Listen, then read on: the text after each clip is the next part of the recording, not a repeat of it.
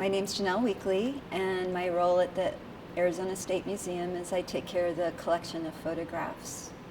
A lot of it entails knowing where things are, how they're stored, making sure that they're safe. A lot of it is getting our photographs out to the public. Publishers request copies for textbooks and magazines, publications, providing it. Also, I provide access to the collection. Currently, the photo collection is not stored in proper storage room. It's the climate in that room, the relative humidity goes up and down depending on the weather outside. The temperature, we've gotten that to be stable, so that helps a little bit. And my goal was to work with Teresa Moreno, who is our head of operations, and she's a conservator, and I asked, and she knows the building better than most people, and I said, hey, would you help me write a grant? So we've been working together since 2013 to come up with money to build a better storeroom for the photographs that's climate controlled. And we came up with a multi-climate suite where there's going to be a walk-in freezer, a walk-in refrigerator, and then a cool room that the humidity won't fluctuate so much, the temperature will be low, and it'll help preserve the photographs for a longer period of time. The Save America's Treasures grant comes through the National Park Service. People can apply for up to $500,000 to help preserve a collection. And then what comes with that is you become designated an American treasure. And it comes with up to $500,000, which is really great because we needed, at the time we wrote the grant, we thought 1.7 million. And it's looking like because of inflation and that it'll be closer to 2.2 million. So receiving 500,000 put a big chunk into that we now don't have to fundraise. That particular grant will pay for the walk-in freezer and the walk-in refrigerator and the platform that they'll be constructed on top of.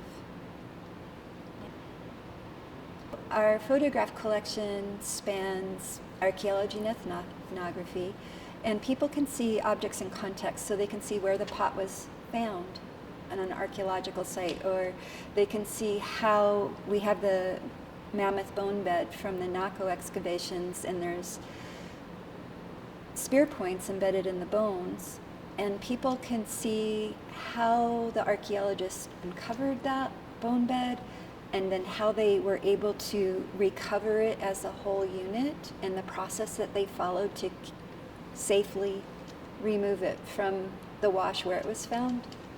We have, in our ethnography collections, we have famous historic potters making pottery that we have in our collection. So one of the potters is Nampeo, and she's Hopi. And we have numerous photographs by numerous photographers of Nampeo making pottery. And we have a couple of the pots in our collection too. And then there's a woman who's Akamel Atam. In the 30s, one of our researchers documented her process to make pottery. Her name's Ida Redbird, and so we have everything from Ida digging the clay to firing the pot, and then we also have the whole process of the pot. So we have in the collection each step of the process from the rough clay to the final fired pot, and then we have the photographs documenting the whole thing. And that's very common for our collection. We also have just collections that illustrate how people have utilized agriculture over time, or how things are somewhat the same and traditional, but how they've started to incorporate tractors. But we have them hand threshing wheat or picking corn, and it's just a fascinating thing that we can show how people of the Southwest have transformed over time. And also, I think our collections illustrate how the people of the Southwest are resilient and how the techniques and tools that they've used over time are useful today. Historically, though, a lot of the native peoples, indigenous peoples, did not have access to cameras or film. And so all these people coming through and documenting their cultures, they thought they were doing a good thing. And in some ways they did.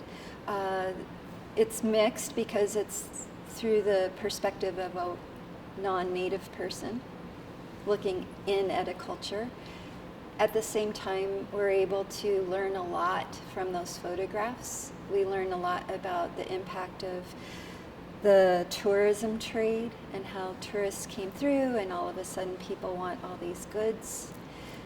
We can learn at one time photographers were able to photograph ceremonies, and that was a popular thing to do. It's not allowed now, and that's a really good thing.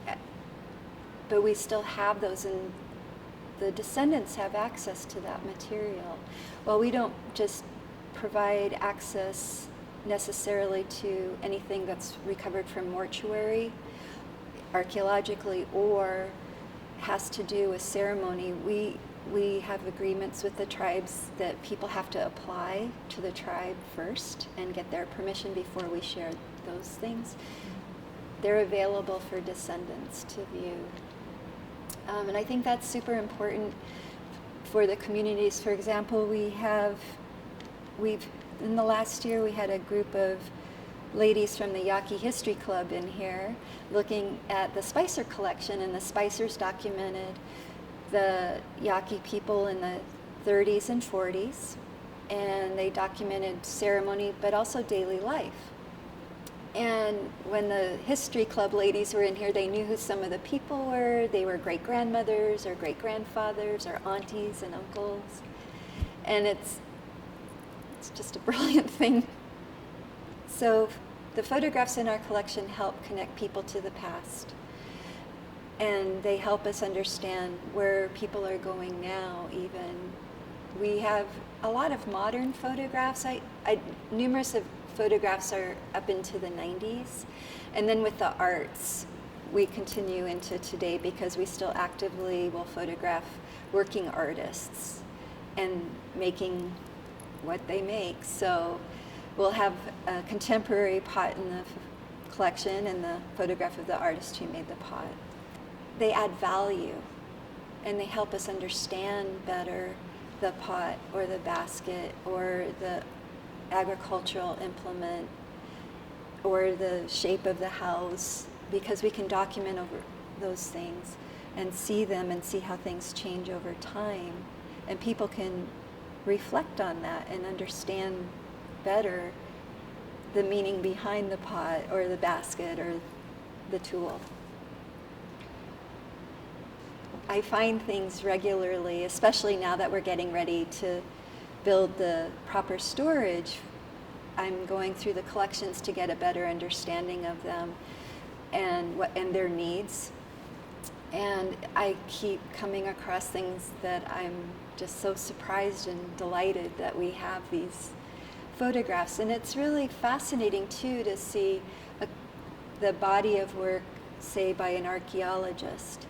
So they will document everything from showing up on the site and they have the complete overview to starting to dig, and then you start to see as things are revealed.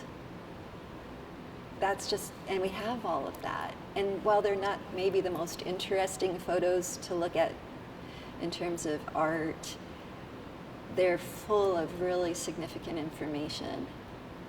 Our collection spans all of the Southwest, so all of Arizona, down into northern Mexico, and then we cover also some New Mexico, California, Utah, southern Colorado, southern Nevada. So it's a big, expansive area. The value for researchers and the public is that they give context to the objects that we hold, and then they're just valuable objects within themselves, because they are an object that needs tender, loving care, so it'll last for a long time. And just to be able to see one of those photographs it's just a real joyful thing for people. We use them constantly in our exhibits to support our exhibits, or researchers use them to support what they write about. And the general public seems to really enjoy viewing. It's just a privilege. It's a privilege to work with this material. It's a privilege to get to meet the people I get to meet of all walks of life. It's a fascinating job.